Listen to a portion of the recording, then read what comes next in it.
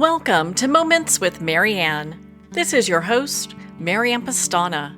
So our special guest today is Cator Shachoy, who's here to share with us her new book, The TMJ Handbook, a therapeutic guide to relieving jaw tension and pain with yoga and mindfulness. So are you looking for a way to alleviate TMJ pain with a powerful integrative mind-body approach? Well, today's guest is here to share just that. So Cator Shachoy is a yoga therapist, mindfulness teacher, and craniosacral practitioner. She has taught for over 20 years in the US, Europe, and South America.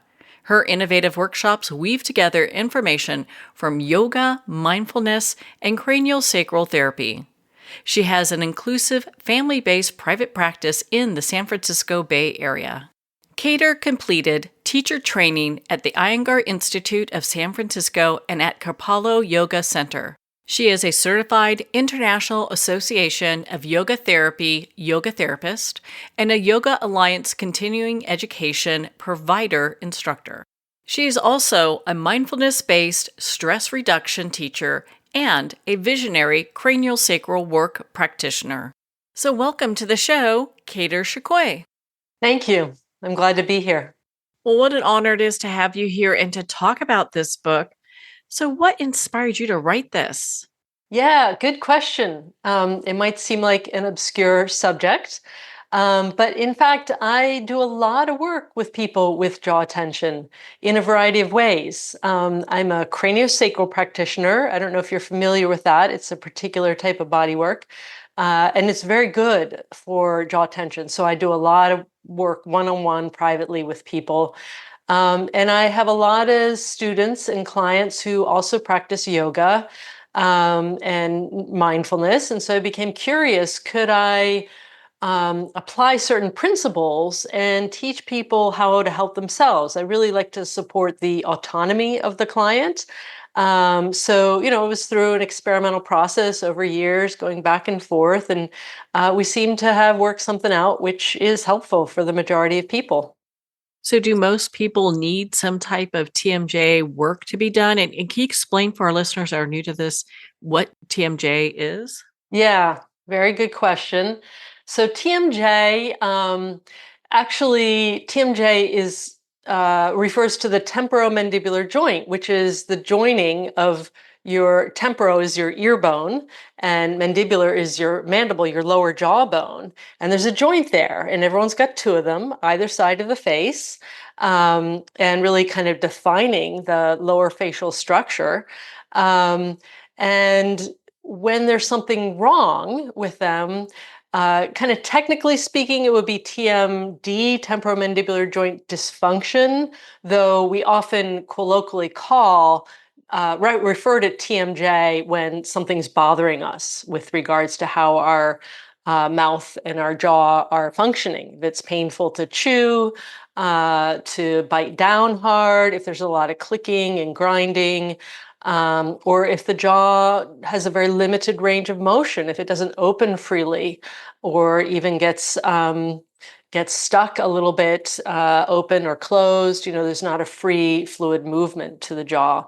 So, as you can imagine, that's really painful, really uncomfortable, and you need your jaw. You need to be able to bite and chew and swallow food. You need to be able to drink liquids and also to speak and sing and express yourself, connect, right? So about 30% have something wrong with the jaw, have jaw tension, chronic jaw tension, jaw pain, and really can be across the age spectrum from children, even infants, newborns might have trouble nursing or suckling, right? That's really concerning. We want newborns to be healthy and happy and be able to take in nutrition. Into school-age children, of course, children lose their baby teeth somewhere in there, 8, 9, 10, 11, 12. And then the adult teeth come in. And so there'll be more grinding than bruxism naturally to help loosen up those teeth. But then sometimes things don't happen in the way we would like. it takes longer, children aren't losing their teeth, or the bruxism continues beyond that age. And then into adolescence, as we come into puberty, hormonal changes can activate clenching and grinding. A lot more common in girls and women. And then into our young adulthood, our maturity. For women, the menstrual cycle might be impacting. They may feel that their jaw is more vulnerable or achy or painful at certain times of the month. And then really into our maturity, right, where our teeth have been around for a while and might be getting worn down. And imbalances tend to increase, right? Our stress patterns tend to increase as we age. And so jaw tension can really happen at any stage of life. But what I want people to know is there's things we can do to help ourselves. That is so encouraging because, I mean, you hear of a lot of people, and I've done it myself, where we've had to wear night guards. I mean, do these help? Are they taking care of the problem? It's a good question. Night guards are, if they're well fitted, there's a lot of over the counter products which are kind of a little more questionable. But if they're well fitted by a dentist and it feels comfortable to you overall, they're going to help with a couple of things. They are going to keep you from wearing down your teeth, which is important because, as we already mentioned, you just get two sets of teeth in your life, and one is gone by the time you're 11 years old or so, 11, 12 years old. So hopefully that mature set of teeth is going to last you quite a long time. So if you're clenching and grinding and wearing down the biting surface, that can lead to a lot of difficulty, can lead to the cracked teeth, the need for caps, the need for crowns, even tooth replacement, extraction, all of which is expensive and painful, uncomfortable, and potentially traumatic. So a night guard can help to prevent that because you can't wear down the surface of your teeth, a well-fitted night guard. It can also help to mitigate the symptoms, the headaches. A lot of people might experience a lot of discomfort regarding the repercussions of their clenching and grinding. So it could cause headaches, it could cause neck tension, it could cause tight shoulders, it could cause even like difficulty in breathing, upper chest getting contracted, limited range of motion in the shoulders. So that can be minimized by a well-designed night guard. Does the night guard stop that habit of us grinding our teeth? Right. That is the crux of the issue. The night guard doesn't stop the habit.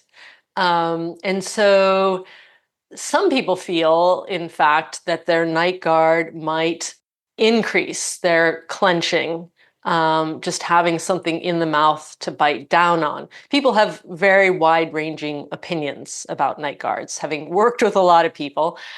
Some people like it, it's comforting. Some people feel they clench harder. Some people, it's very uncomfortable. They find it in the morning, they find their night guard in the far corner of the room. They unwittingly took it out during the night and tossed it away because they didn't like it. So no, the night guard doesn't stop the habit, the original problem. It's just a what we would call a prophylactic. It's a means to an end to protect the teeth. And that is where the TMJ Handbook comes in to teach you about causes and repercussions of jaw tensions, by inviting you on this journey to understand your body and mind in a new way.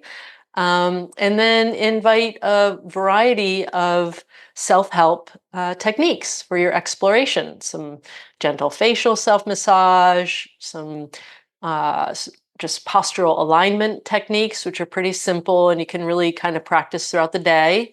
And then those get applied to how we do yoga poses. So if people are interested in going a little deeper, you can do the yoga poses. And then also there's a lot of mindfulness and guided meditations, which invite a way to really engage our mind in what's happening, because it's body and mind, right? We can't really separate the two. I find it so fascinating that you've written this book with your background. I have taken many yoga classes where the instructor's like, okay, stop clenching your jaw. And how often do we do that when we're like focused on doing a pose or in a pose ourselves? Yes. I'm so glad to hear that you noticed that. Yeah, we can do a lot with our mouth when we're unconscious.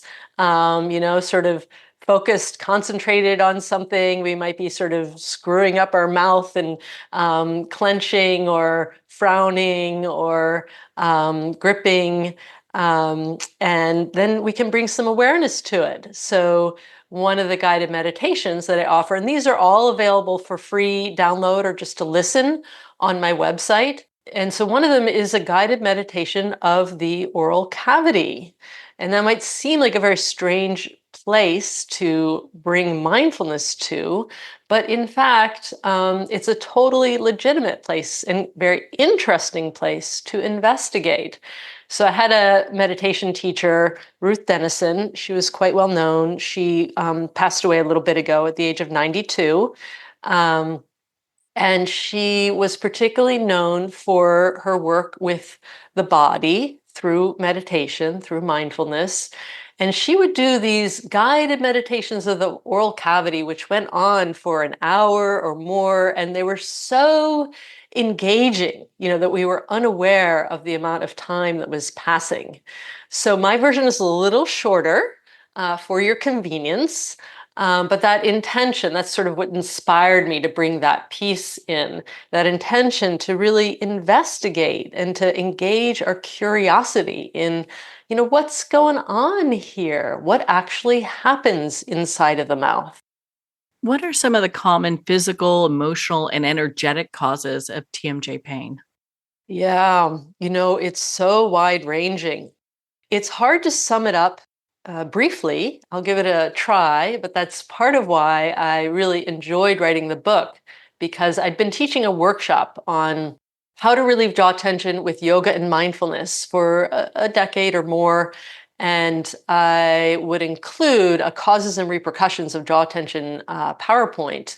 And in the book, I get to really go into detail, and I do it through client stories. So you might see your story being played out there by someone. And part of the investigation is to see how all these different symptoms in some way come back to the jaw. And to recognize how central the jaw is to our lives. If you can't eat, you can't chew, you can't swallow, you're going to be in discomfort emotionally, psychologically. That will be distressing. And your brain actually cares very much about what happens in the mouth because it's so fundamental to your survival that nearly half of the brain is in some way wired into the mouth, the dental area. Okay. So if we start with the head, some of the conditions associated with jaw tension include, of course, headaches, all varieties of headaches, from migraines to tension headaches, sinus headaches, sinus conditions, and you may be more prone to sinus infections. We already talked about cracked teeth and caps and crowns and replacing teeth. And then neck and jaw are very closely connected.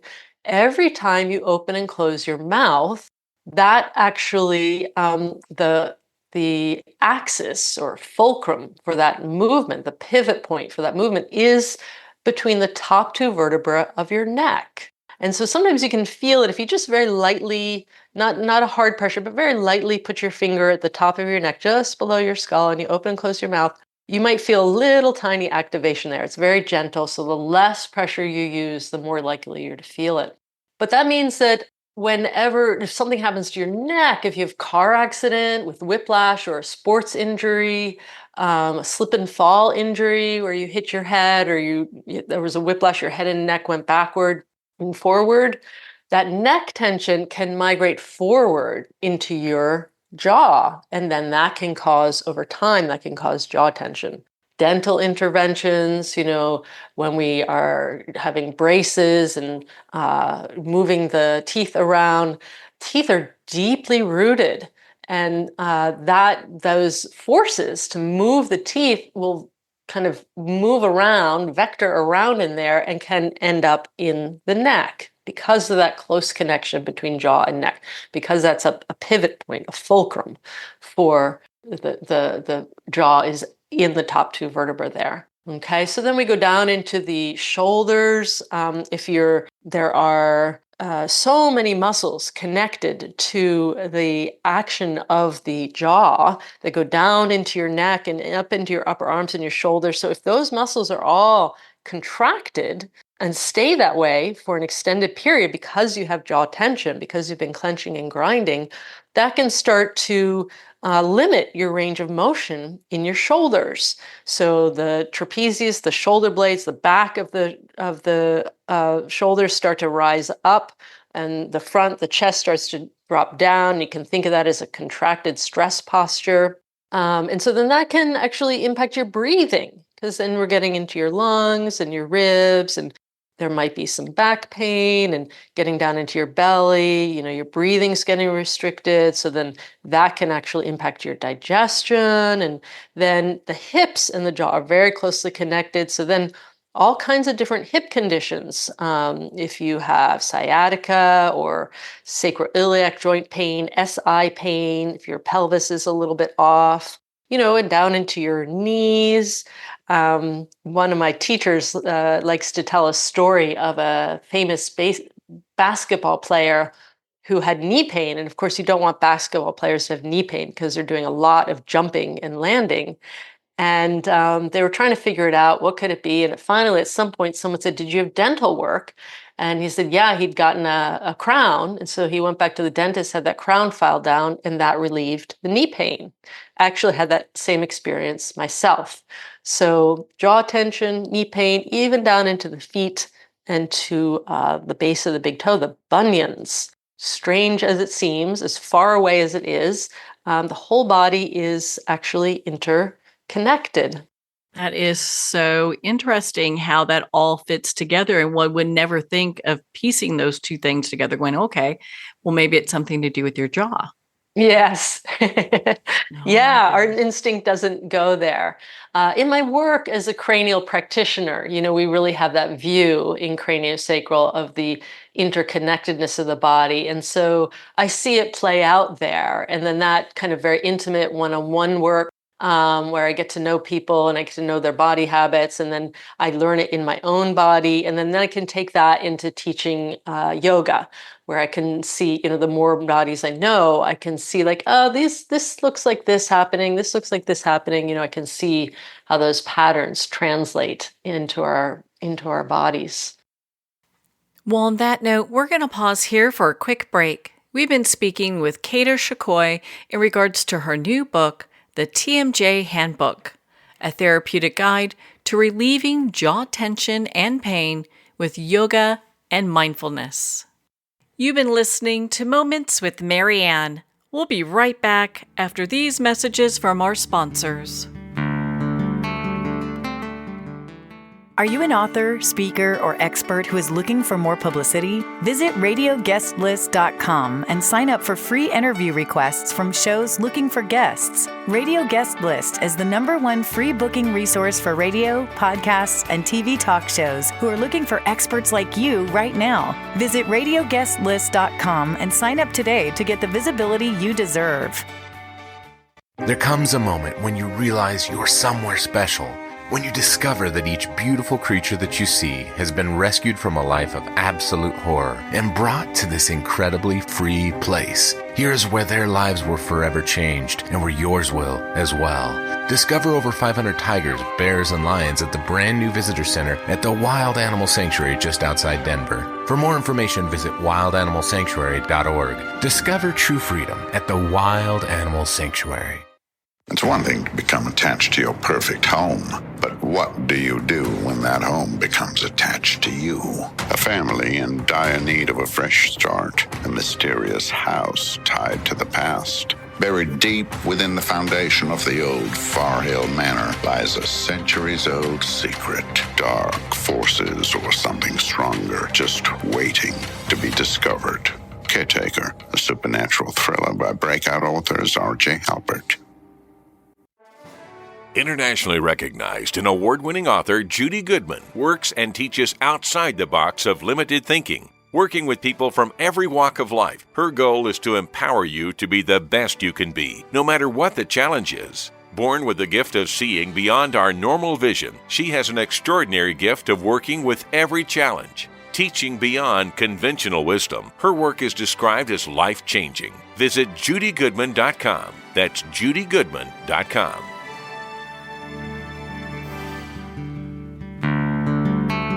I'd like to thank Jason Eastwood at Guitarfulness for sharing his inspiring music and talent with us. His music is known worldwide for cultivating atmospheres of harmony, inner peace, and clarity. Visit Jason's website at guitarfulness.com. Join his newsletter, be part of his community, and download his music. Welcome back to Moments with Mary Ann. We're here today with special guest, Cator Shachoy, who's sharing with us her new book, The TMJ Handbook, a therapeutic guide to relieving jaw tension and pain with yoga and mindfulness. So what role does mindfulness play in managing or healing TMJ? Yeah, it's a really good question. It's, you can be mindful anytime, anywhere, no matter what you're doing. And so, because mindfulness is a really portable practice in that way, we simply need to learn to pay attention in a certain way. And I could add that, we all are inherently mindful.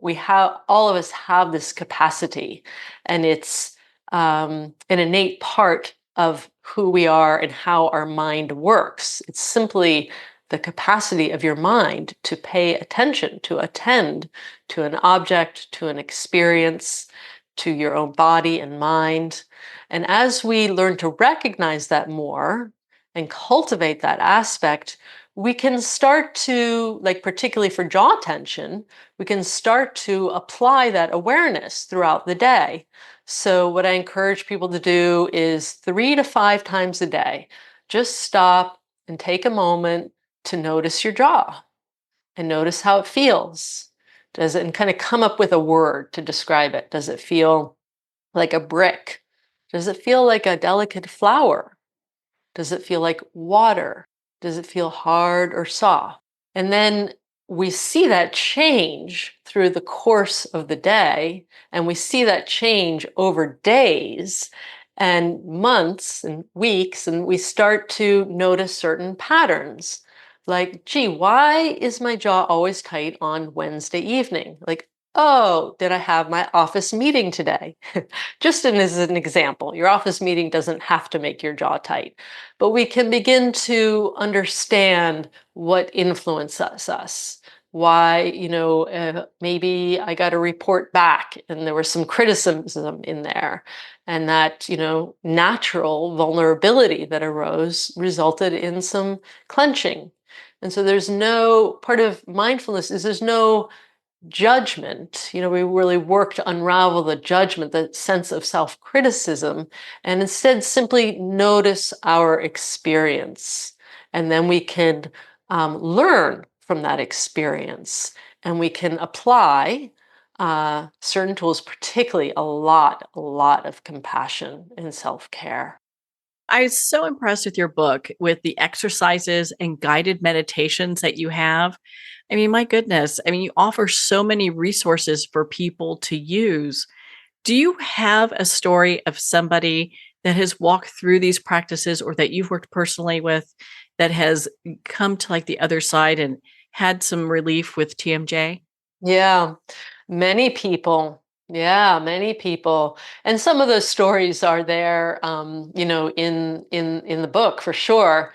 One of the some stories, take longer, and some stories are quicker. One of the really interesting ones was someone who came to me with bunions, which is pain at the base of the big toe, the big toe joint there. And sometimes that starts to stick out a lot, depending on how our foot develops over time. And for some people, it can become very, very painful and sensitive, even to the point where it's hard to stand and walk, and difficult to find shoes that are not totally painful. And so this person was a nurse, and they were concerned, about not being able to do their job. And their podiatrist was advocating surgery, and they were scared of that surgery. And so they wanted to try something different. And this was quite early in my practice. So I wasn't sure, and I kind of talked to them about it and said, I don't know. I'm willing to try, but I don't know. And so they came in and I worked with them. And then I noticed as I was working with their body that their low back and their neck were very tight, and surprisingly so. And they said, "Oh yeah, car accidents." Kind of like that, They didn't give me much information, and they hadn't mentioned it in the intake. And so after the first session, they came back and they said, "Oh, I went for a walk without pain." And they were like, it was one of those things that we do sometimes where we haven't done it in a long time, and then we just go and do it, and we come back and we're like, I haven't done that in a really long time. And so it was just like that. They said, yeah, I haven't been able to. And it just happened. My friend and I went for a walk, and then afterwards I was like, oh, wow, I haven't been able to do that. And so then after a few more sessions, while they were on my massage table, I was working with their neck and head, and they were in a very relaxed state. Part of craniosacral is that we often do get very relaxed. And then their head just spontaneously turned quite dramatically to the left. And so they were, in a semi-sleep state, right? Deep state of relaxation. And so I didn't do that. That was something that happened very spontaneously. And that does happen in the work that I do. And sometimes it might even happen in Shavasana in a yoga class, where like an arm or a leg flops suddenly and is in a new position. Something has released very deeply. And so then after some period of time, their head turned back. And then sometime later, the session was over and we were sitting and talking. And they said to me, when you turned my head to the left, and I said, oh, wait a minute, I didn't actually turn your head. It turned of its own accord, and kind of explained that to them. And it was a little hard for them to accept. But then they said, that was really counterintuitive to me, because when I was having physical therapy after my car accidents, that was the tight side. That was what was really difficult for me to do. And so it was really surprising to them that their head had just easily turned to the left on its own. And that was that restriction, just feeling, her whole body and mind, they just felt very, very safe. And they were just ready to let go. She was ready to let go. And so that tightness that had been habituated from whenever the car accidents were disappeared.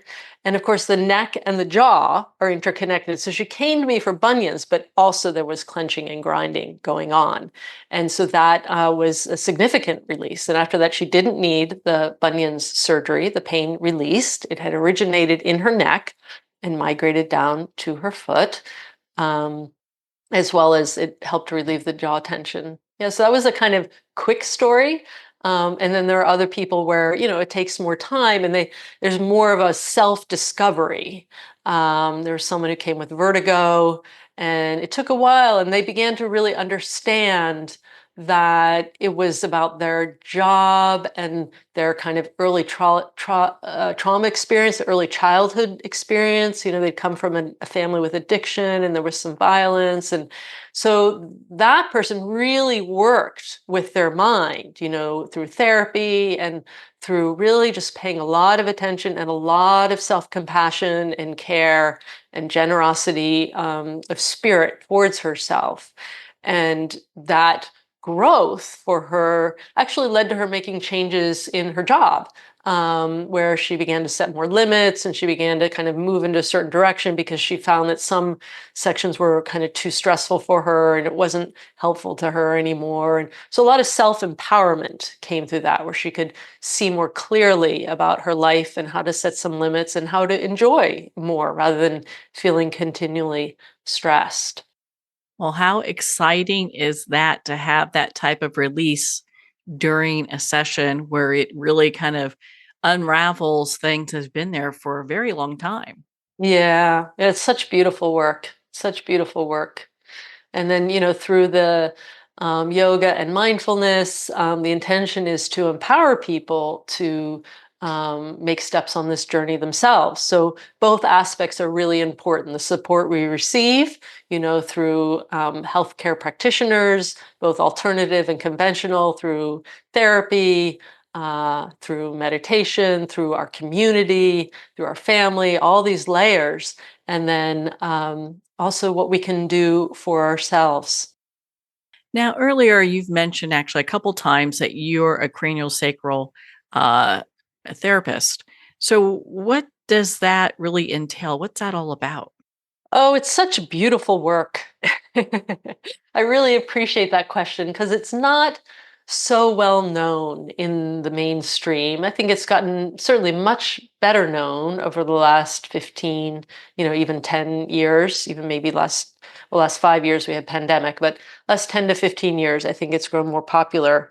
Craniosacral therapy, craniosacral bodywork, cranial work, all are generally referring to the same thing. And it's a very subtle, very gentle form of touch therapy, a manual therapy, which was developed by an osteopath, Dr. William Sutherland, who was in one of the first graduating classes of the American Osteopathic College in the Midwest. And so we're going back to like 1902. And he had this intuition that there was some movement in the living human skull. So the living human skull, different from a cadaver, that it's dynamic. The tissues were dynamic. And this came from his close observation of cranial bones and seeing that the edges were beveled, and even the thought beveled like the gills of a fish. That thought arose in his mind, beveled like the gills of a fish for movement.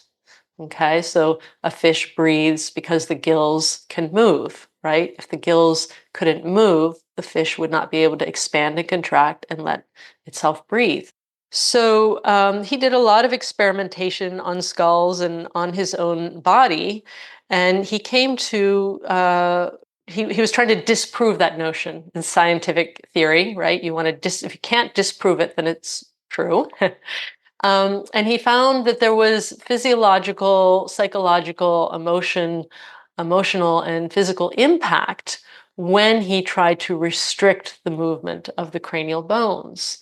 So this was his investigation, and then it led to him developing techniques, and it led to him applying those techniques on his patients at that time in the early 1900s. It led to really great results. It led to peers and colleagues going, "What are you doing?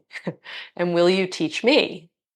So that's the kind of modern incarnation. Now, it happens that I'm also a yoga practitioner, and that one of my yoga teachers, Ramanand Patel, who teaches here in the Bay Area, trained in the Iyengar system, that he taught me how to use a Indian crepe bandage around my head, and he would talk about the brain breath. And so I was going through craniosacral training and I was hearing about the brain breath in my yoga class. And for a while, I couldn't get those two worlds to connect because he had no training in craniosacral. And my cranial practitioners didn't have that kind of yoga background.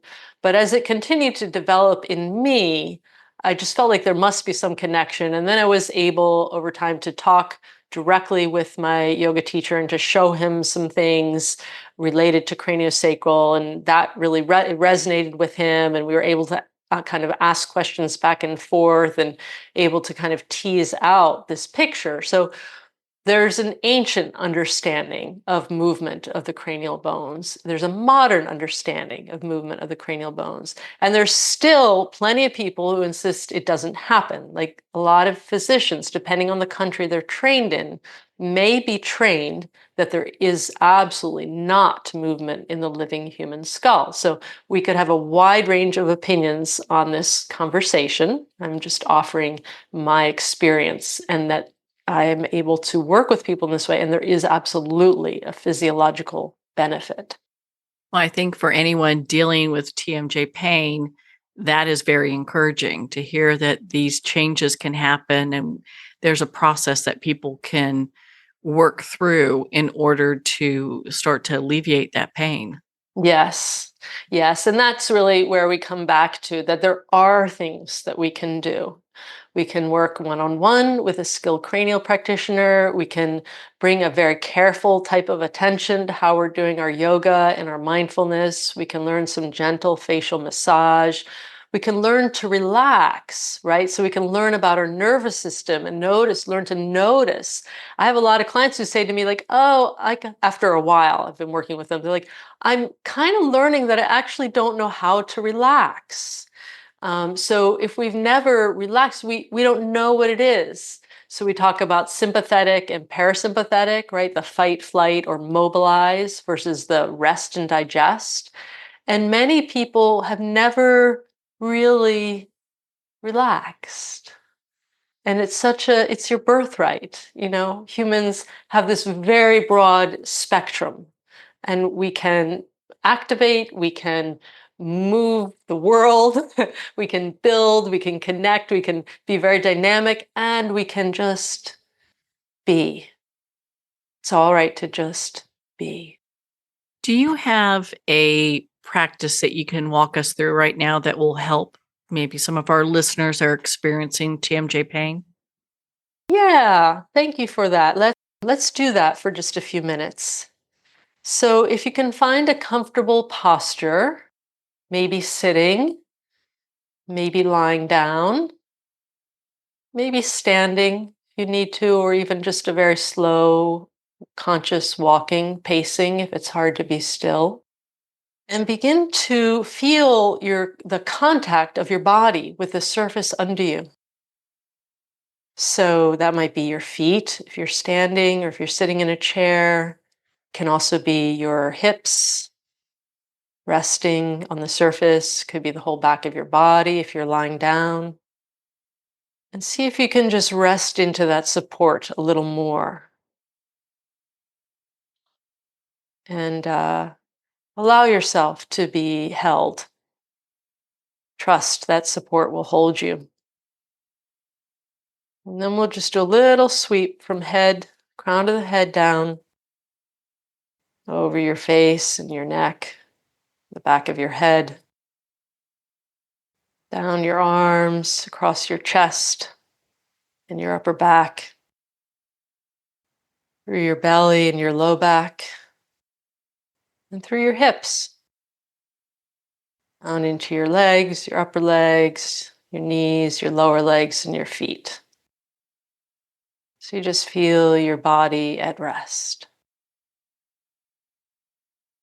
You feel restless or agitated, just take a deep breath and let it out.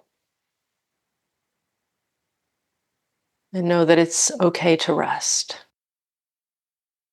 May you be at ease in body and mind. How are you feeling now, Marianne? Very relaxed. Oh, I good. I'm love glad it worked. it did. I'm just like, wow, I could just really kind of zone out right now.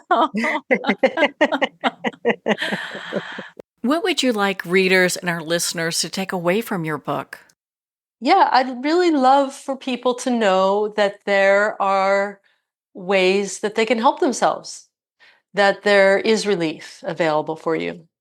The book is intended to offer you information about causes and repercussions of jaw tension that are not, that information is not generally available in our culture because it's coming from my background as a craniosacral practitioner, and that viewpoint is somewhat different. And so it's giving you a sense of the interconnectedness of your body and your mind. And then beyond that, it's intended to offer a variety of tools for self-care. And so you can really go on a journey to the lengths and depths that you wish. It could be brief, it could be long, it could be simple, it could be complex.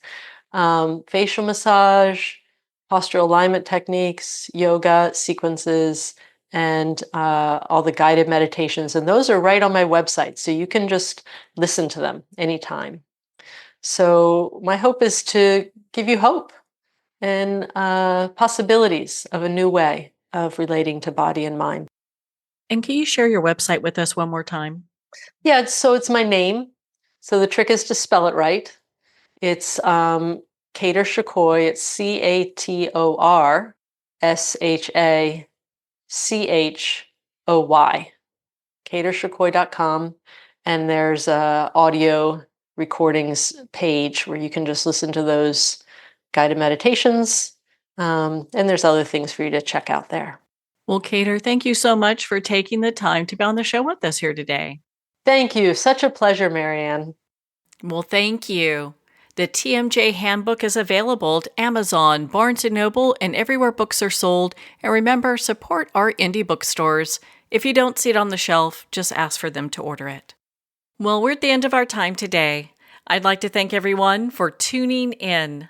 You've been listening to Moments with Marianne, where we make every moment count.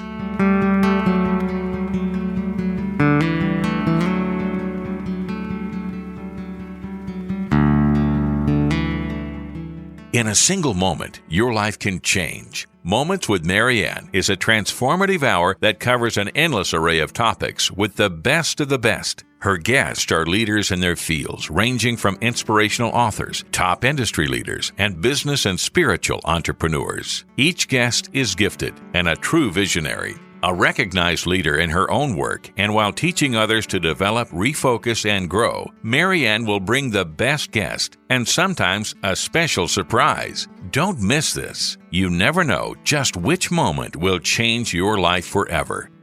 Make sure to tune in and visit momentswithmarianne.com for more information.